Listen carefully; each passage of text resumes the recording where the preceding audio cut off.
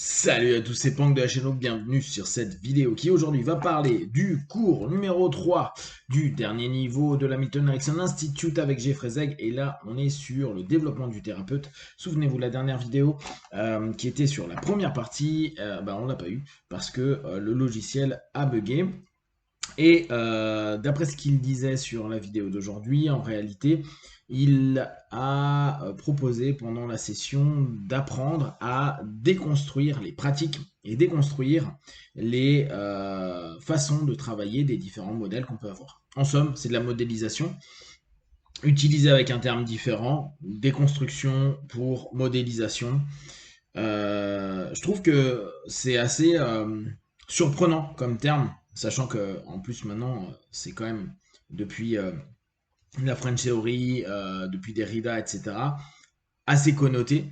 Donc c'est quand même assez intéressant de voir que Zeg là-dessus partage une sémantique qui peut avoir un sens très ouvert, voire même politiquement ouvert dans une session d'apprentissage, de posture de praticien.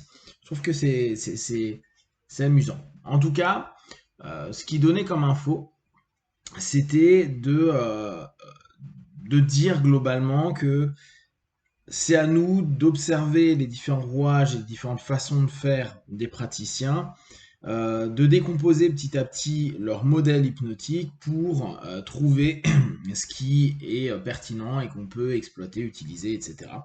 Ce qui a complètement du sens, on est réellement dans la modélisation, tel que Grinder et Bendler ont pu le partager, et tel que Robbins l'a particulièrement valorisé. Aujourd'hui, la session, elle était très particulière. Alors, vous me direz en commentaire ce que vous en pensez.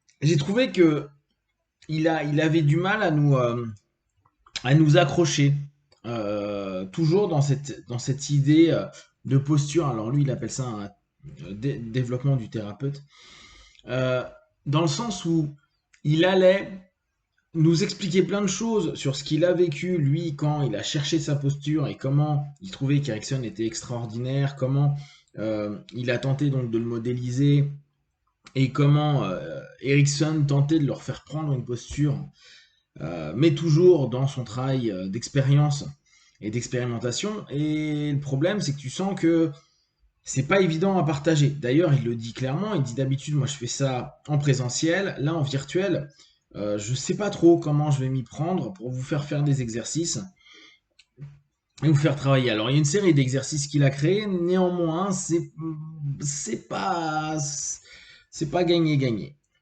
Ce qu'il a mis en avant et moi ce qui m'a vraiment étonné, c'est alors le principe bon d'énergie qu'il faut avoir quand on est thérapeute, ça je trouve que c'est intéressant, pour l'attention et l'intention qu'on va porter. Alors, pour beaucoup d'apprenants ou de personnes qui sont en train de se lancer, rappelez-vous que effectivement l'énergie, ça va être ce qui peut par moment vous manquer et ce qui va faire que vos postures dans vos cadres vont être difficiles à tenir, peut-être parce que émotionnellement ça va pas être ok, peut-être parce que vous allez partir sur un contre-transfert et ce coup-ci parce que vous êtes fatigué, vous n'arriverez pas à vous en dépêtrer et conclusion, vous ne serez pas dans une séance d'accompagnement forcément positif pour le partenaire. Et ça, c'est à prendre en compte.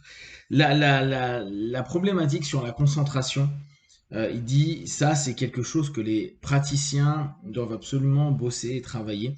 Et il a mis énormément en avant le côté sur lequel Erickson était apte à avoir une forte concentration, à vraiment orienter son attention.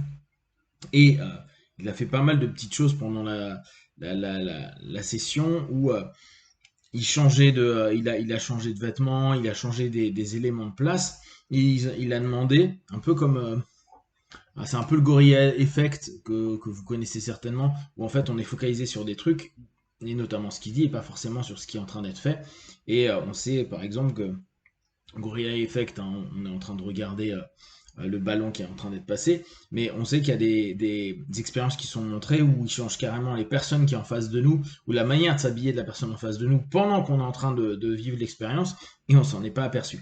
Et lui disait, bah, Erickson, lui, c'était le genre de personne, si on bougeait un élément dans sa bibliothèque ou qu'on faisait des tests avec les copains pour voir comment il allait réagir, il allait percevoir. Alors là-dessus, moi je fais toujours très attention. On avait des gamins plein de passion pour Ericsson. Ericsson était doué, il avait du charisme, et il avait certainement bluffé à plusieurs reprises ces gars.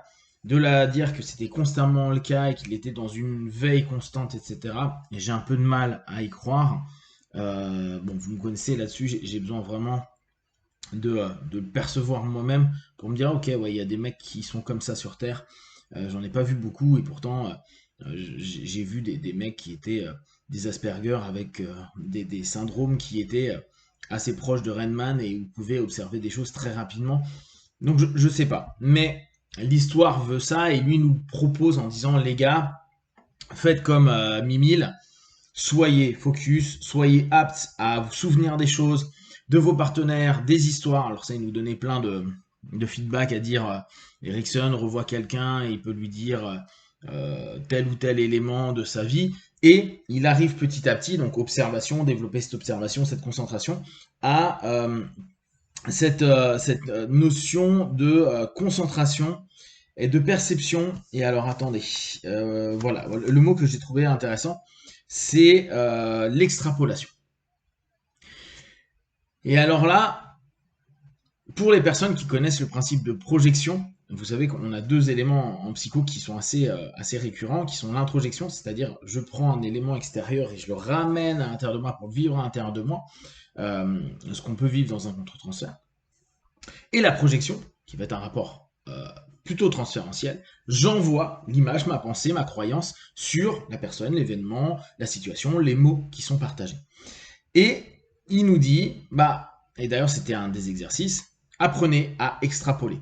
La personne vous donne quelques indices et vous, après, vous devez imaginer, voir, percevoir plus votre observation. Donc on a la notion d'observation, plus des indices, donc qui nous amènent des indices, et donc on extrapole sur un ensemble d'éléments. Et il disait, justement, Ericsson était très bon pour extrapoler ce qu'on appelle en métamodèle des lectures de pensée, qui sont complètement cette notion. Et souvenez-vous, quand Bandler et Vander sont allés voir Ericsson, ils sont revenus en se disant what the fuck, c'est l'inverse de tout ce qu'on a bossé les 2 dernières années sur les métamodèles. Il fait complètement l'inverse, il fait de la lecture de pensée, il est dans complètement les violations de ces métamodèles sur plein de choses, il généralise, il fait plein de choses. Et là, on est complètement dedans. Quand aujourd'hui on dit à un praticien, attention les gars, ne projetez pas trop sur ce que vous pensez que la personne a ou de la manière dont ça serait le mieux pour elle, même si bien sûr votre expérience va donner plein d'orientations, mais on prend conscience de nos projections et on fait gaffe. Voilà, du tout, c'est projeter, voyez, et le problème c'est si on a une figure d'autorité, qu'on est en plus dans une phase d'hypnose, ça devient une suggestion. Donc on peut créer un ensemble de confusion qui amènerait pas à un changement d'une réalité, mais ça peut modifier des façons de percevoir les choses. Moi, je suis pas tout à fait d'accord. Donc, il parle d'extrapolation jusqu'à aller à prédiction. Prédire. Vous imaginez ces deux mots qu'il exploite, qu'il a énormément exploité pendant la session. Et là où je me dis, ah ouais, donc un praticien, c'est un projeteur, quoi. On doit avoir une expertise, en tout cas dans ce qu'il propose, travailler sur une expertise de cette dimension-là. Bon, moi je suis pas d'accord, dites-moi ce que vous en pensez, parce que ça je pense qu'il y a un vrai taf à partager, quitte à ce que je refasse des vidéos sur le sujet dans Posture et Questiosophie. À mon avis, c'est une erreur. Ça peut être intéressant, hein, ça peut emmener sur ce que les gens vont dire de l'intuition et tout, mais très vite on peut partir complètement en couille sur un travail très narcissique, centré sur toi, égotique, etc. Et en plus, si on a un peu de toute puissance dans notre cheminement et qu'on n'a pas taffé sur nous et qu'on s'en rend pas tout à fait compte, ça devient très compliqué pour notre partenaire. Et puis, il y a quelque chose qui sont mauvais, en tout cas de mon point de vue. Après, sur la fin de session, il nous a dit qu'il y a 2 éléments à concentrer auditoire, au niveau auditif et au niveau visuel. Et en fait, il fait des petits jeux d'association où il met les gens comme le téléphone arabe, on rajoute à chaque fois un élément. Il faut que les éléments soient tous répétés un à un jusqu'à la fin. Et ça, il dit que c'est pour développer la concentration auditive.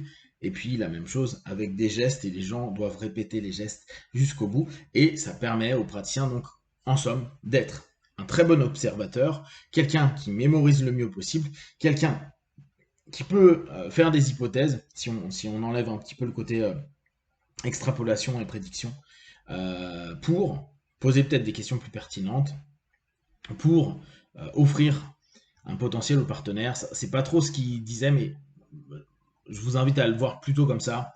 Soyez attentifs pour avoir les bons retours, pour faire les bonnes remarques, pour poser les questions les plus judicieuses, et dès lors emmener votre partenaire dans quelque chose qui est déjà une transe qui est confortable, et dans un évitement de surprojection de ce que l'on croit être vrai, juste, etc. Si vous avez des questions et des remarques partagées sur Facebook, YouTube, j'y répondrai le plus rapidement possible, comme d'habitude, de tout ce que je propose. Ne prenez qu'est-ce qui est bon et juste pour vous. Testez, observez, analysez et concluez. Be one, ciao.